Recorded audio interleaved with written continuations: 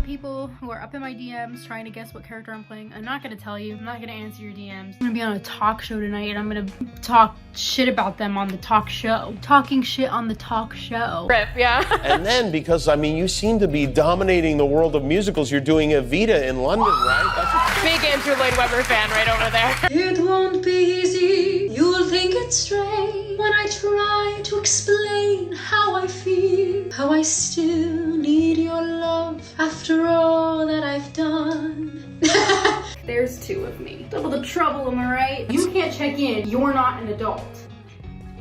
What an idiot I've been as a young person in this industry who has no filter and no idea what she's doing. The upcoming West End revival of Andrew Lloyd Webber and Tim Rice's Evita has finally announced its leading lady. It was finally announced that Rachel Zegler, the Golden Globe Award-winning actress recently seen on Broadway as Juliet, op Kit Connor in a production of Romeo and Juliet, would take on the role. And to everyone who hates when I win, the winged victory came to the Louvre in pieces, and people still line up to see her. And I can only hope that despite my flaws, and despite my cracks and my breaks, and there are many of them, that at every premiere and everything I do, people will wait in line to see. Everyone's just ignoring my phone calls. Whatever, it's chill. I don't even care. This is the one time in my life where if you have something to say, I don't want to hear it. And if you disagree with this sentiment, I don't need your business. Rachel Zegler, once hailed as the next rising star in Hollywood, is now facing a troubling new chapter in her career. And this time, the headlines aren't about blockbuster movies or Golden Globe wins.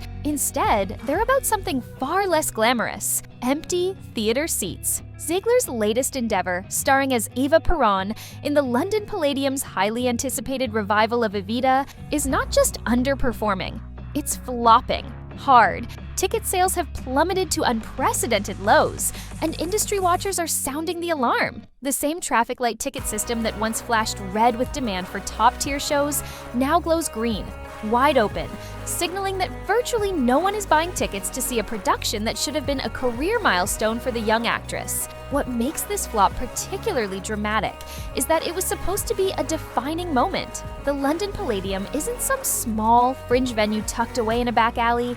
So here we are, we're in the auditorium of the London Palladium, the world's greatest variety theatre, in some ways the greatest proscenium theatre in the world, I think. Look at this famous stage where everybody from Judy Garland to Danny Kaye to... It's one of the most prestigious stages in the world, a place where stars shine or fade under the harsh spotlight of discerning audiences. Casting Zegler as the lead in Evita wasn't a minor decision. It was a bold gamble. Evita opens at the Palladium this summer, so we're collaborating with Jamie Lloyd again following Sunset Boulevard.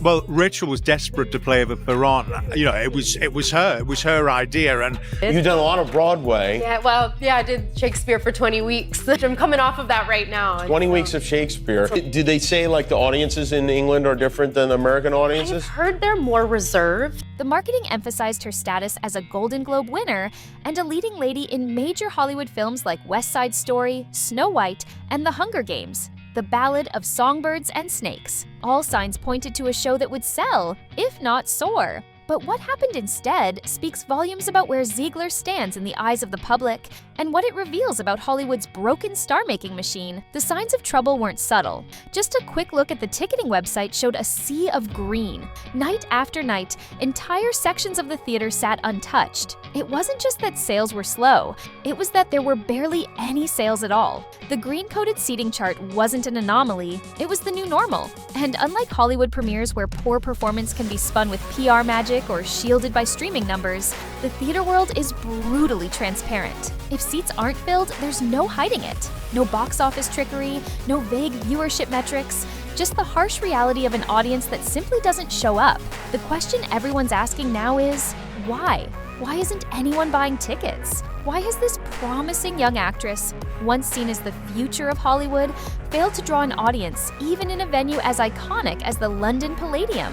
The answer lies not just in this one production, but in the pattern that's been building for years, a pattern of overexposure, miscasting, and a Hollywood system determined to manufacture stardom without letting it develop organically. Zegler first captured attention in Steven Spielberg's West Side Story, a performance that earned her a Golden Globe and significant media attention. But the film itself was a commercial disappointment, arriving during the pandemic and failing to ignite significant box office momentum.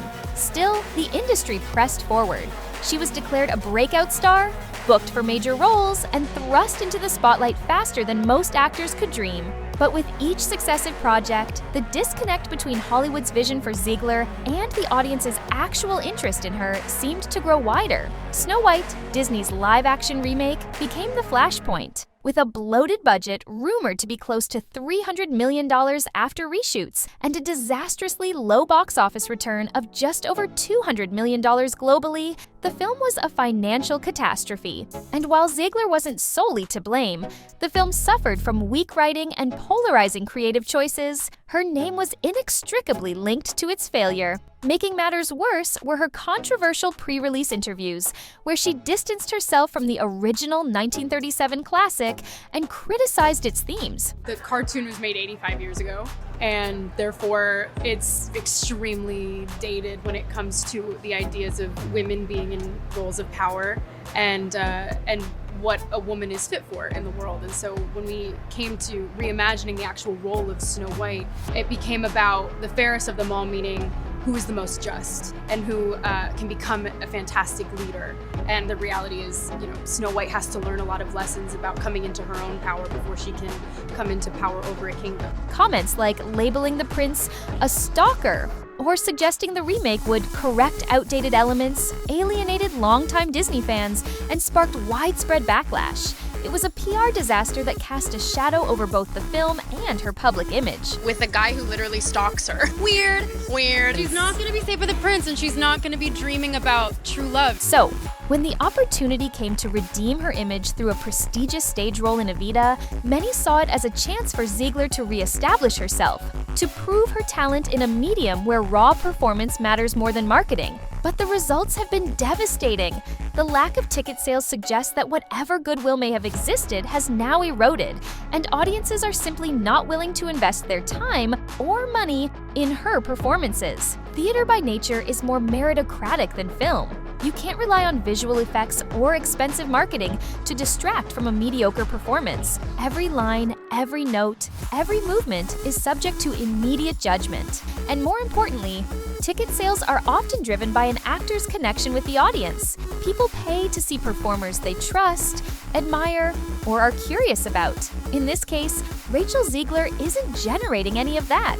Not curiosity, not admiration, not enough trust to fill a single night at the Palladium. Compare this to other productions currently running in London. Shows featuring seasoned actors like John Lithgow are seeing strong ticket sales and limited availability.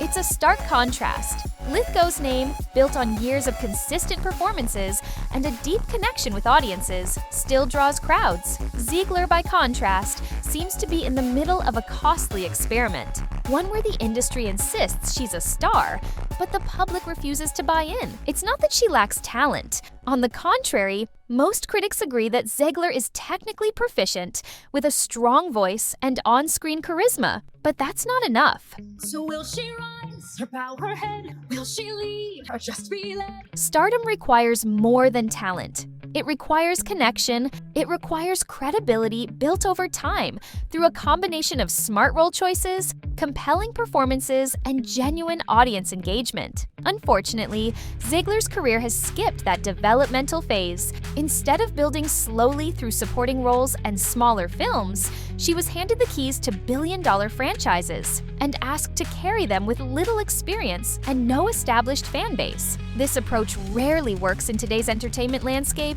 Audiences are more fragmented than ever. They don't blindly follow stars the way they once did. Instead, they respond to storytelling, franchises, and cultural relevance. That's why names like Florence Pugh, Timothée Chalamet, and Zendaya have managed to thrive. They mixed indie darlings with strategic blockbusters, gradually growing their audience and earning credibility. Rachel Zegler was pushed to the front of the line, and now it's showing. Not through headlines, but through the glaring emptiness of an unsold theater. The implications of this flop go beyond just one actress. They speak to a larger problem in Hollywood: the insistence on force-creating stars without audience approval. The idea that a studio can manufacture connections through exposure, magazine covers, and press junkets is outdated. Viewers have more choices than ever, and they're quick to tune out anything that feels forced or disconnected from their interests. What makes the Evita situation even more poignant is that the role itself is legendary. Eva Perón is one of the most iconic characters in musical theater, requiring not just vocal skill, but emotional depth and magnetic presence. When played well, it's a role that can define a career, but it can also expose weaknesses. And right now, the exposure isn't flattering.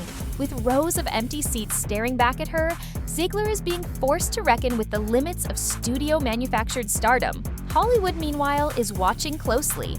The financial risks associated with star vehicles like Snow White and now the theatrical failure of Evita are prompting serious internal questions. How many more commercial disappointments can an actor endure before studios stop betting big? Traditionally, a string of high-profile flops would lead to a cooling-off period, with actors retreating into smaller roles to rebuild. But Zegler's case is complicated by the industry's intense investment in her success. There's a reluctance to admit that the star-making machinery may have misfired. No one wants to take responsibility for the millions spent or the reputation staked, yet the numbers don't lie. And as each day passes with more empty seats, the conversation grows louder. Zegler's next steps will be crucial. Continuing to headline massive productions may only exacerbate the problem. What she needs, and what many believe would actually help, is a strategic reset. Supporting roles in respected indie films, collaborations with strong directors, and a focus on projects that allow her to connect with audiences on a smaller, more intimate scale. That's how you build staying power in today's entertainment world. Slowly, authentically, and with humility. Theaters don't lie, they don't spin, they just reflect. And right now, the reflection staring back at Rachel Zegler is one of harsh reality. The audience isn't showing up. Whether that changes in time depends not just on her talent, but on the choices she makes. And whether the industry finally learns that stardom isn't something you can force, it has to be earned. Seat by seat, show by show, role by role. Until that lesson is learned, we may keep seeing this same story play out. The next big thing, faltering under the weight of unrealistic expectations and billion-dollar pressure. The real stars of tomorrow won't be the ones with the biggest PR campaigns. They'll be the ones who take the time to build a foundation before trying to carry the house. And unless something changes soon, Rachel Zegler may become the most cautionary tale of all. Leave your thoughts in the comments.